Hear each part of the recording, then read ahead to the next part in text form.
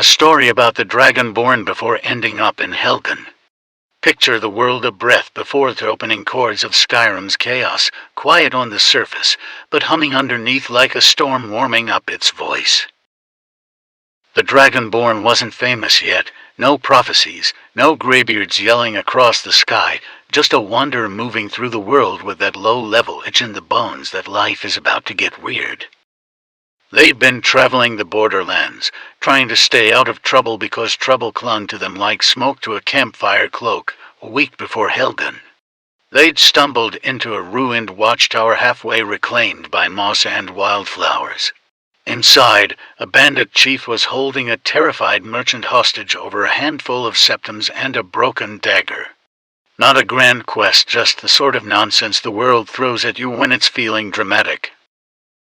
The Dragonborn stepped in, thinking it would be simple: drop the bandit, free the merchant, keep moving, but fate doesn't like simple. When the fighting was over, when the bandits were groaning on the ground and the merchant was thanking whatever gods were awake that morning, the Dragonborn found something in the chief's pack, an old imperial dispatch, sealed with red wax and stamped with the dragon sigil of the Legion. It wasn't addressed to them, it wasn't meant for their eyes, but destiny doesn't care about meant to be. The message said the Legion was hunting someone moving along the Pale Pass, someone who matched the Dragonborn's vague description a little too closely. The timing was suspicious. The Dragonborn shrugged it off at first. Life is full of coincidences, right until it isn't, and that night, camped near the border, there were lights moving among the trees, voices, steel on leather.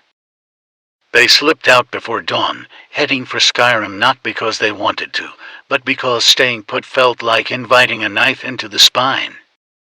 The crossing was supposed to be subtle, just another traveler stepping over an old line in the dirt, but the universe, with its twisted sense of humor, had other ideas.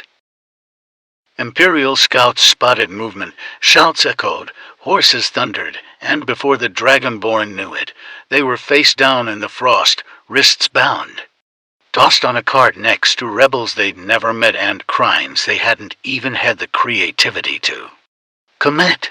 Fate doesn't walk, it ambushes. And that's how they rolled into Helgen, not as a hero, not as a warrior blessed by ancient power, but as a confused bystander caught in the gravitational pull of a story centuries in the making. Helgen thought it was receiving prisoners, thought it was actually receiving a storm.